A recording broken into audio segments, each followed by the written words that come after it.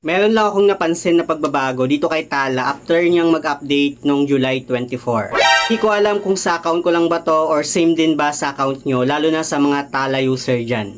Anyway, legit pa rin si Tala at nag-ooperate pa rin siya hanggang ngayon. Hindi po siya nawala sa Google Play Store. Nagkaroon lang talaga siya ng update nung July 24. Pero ano nga ba itong nagbago dito kay Tala? Yan yung pag-uusapan natin ngayon. Kaya naman kung gusto mong malaman, keep on watching.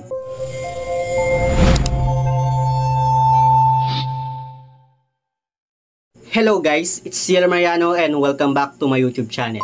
At kung hindi ka pa nakapag-subscribe sa aking channel, please subscribe dahil palagi ako nag-share ng mga experience ko at nagre-review ng mga OLA or online lending platform kung legit ba o hindi dito sa ating channel.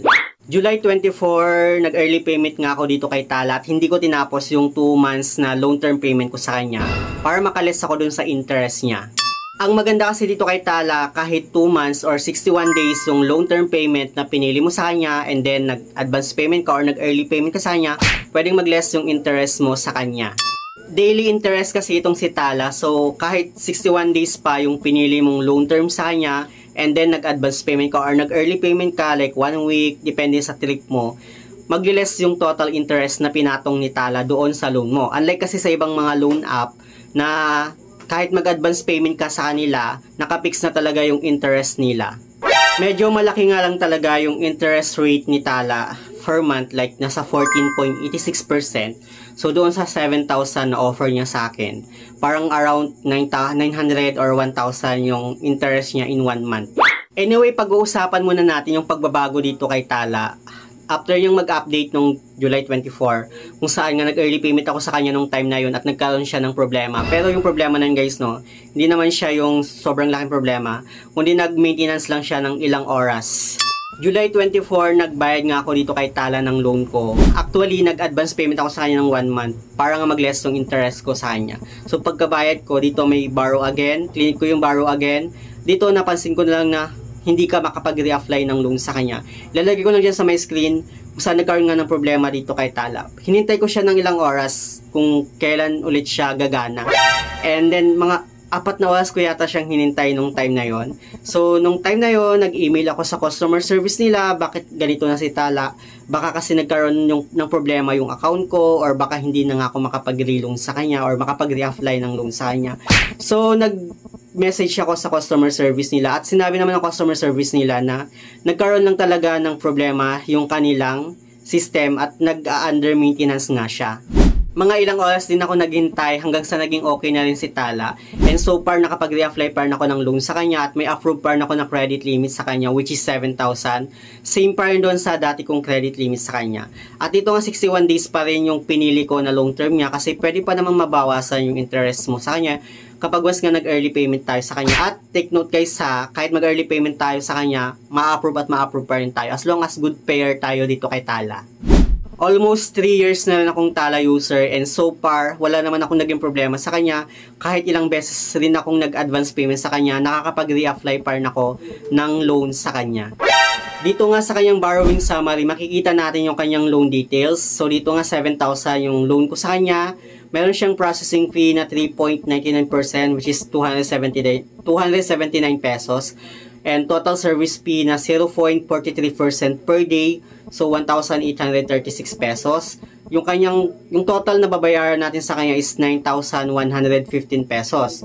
So makikita natin dito guys sa baba niya nakalagay sabi effective interest rate is 14.86% per month. Anyway, buo mo pa rin makukuha yung loan mo dito kay Tala. Yun nga lang, meron lang siyang kaltas na minimal lang naman, which is yung transfer fee niya. So, kapag GCash yung pinili mo, may kaltas lang siya na 15 pesos. Sa GrabPay, 15 pesos. Pag sa Maya, wala siyang kaltas. Nakalagay doon 0 lang. So, pag sa Palawan Pay naman, 15 pesos din yung kanyang kaltas. So, parang 15 pesos lang yung makakaltas doon sa total na hiramin mo kay Tala. So ano nga ba yung pagbabago dito kay Tala? Yung pagbabago lang guys na napansin ko dito kay Tala is nawala na yung kanyang load products, pati na rin yung bills. Ganito na lang yung magiging itsura ng kanyang dashboard. Ganyan na lang, wala na dito yung load, wala na yung kanyang pay bills, mga yan. Parang inalis na yata ni Tala or sa aking account lang ba inalis? Paki-comment down below guys no, kung same lang ba sa account nyo na wala na rin yung kanyang load products, pati na rin yung pay bills. Yun lang naman yung napansin kong pagbabago dito kay Tala. yung load niya, yung wheels, yun yung mga nawala. At hindi ko na alam kung ano pa yung mga nawala sa kanya. Paki-comment down below na lang guys, no? Pero so far, okay pa naman si Tala at legit na legit pa naman siyang utangan. Anyway guys, ito ha, for me lang, based on my personal opinion about dito kay Tala. Para lang sa akin guys, no? Hindi ko alam kung ano yung personal opinion nyo naman dito about kay Tala. Para sa akin guys, no, medyo nalalakihan din ako sa interest rate ni Tala per month, which is 14.86% nga, diba, yung kanyang per month na interest. Kung ikukumpara ko siya kay Maya Advance Loan, mas better si Maya Advance Loan. Kasi si Maya Advance Loan guys, yung kanyang interest lang doon is 6.9%. Baka siguro sa next na topic natin, magkakaroon tayo ng comparison kung sino nga ba talaga yung mas better na utangan, kung si Tala ba o si Maya Advance Loan.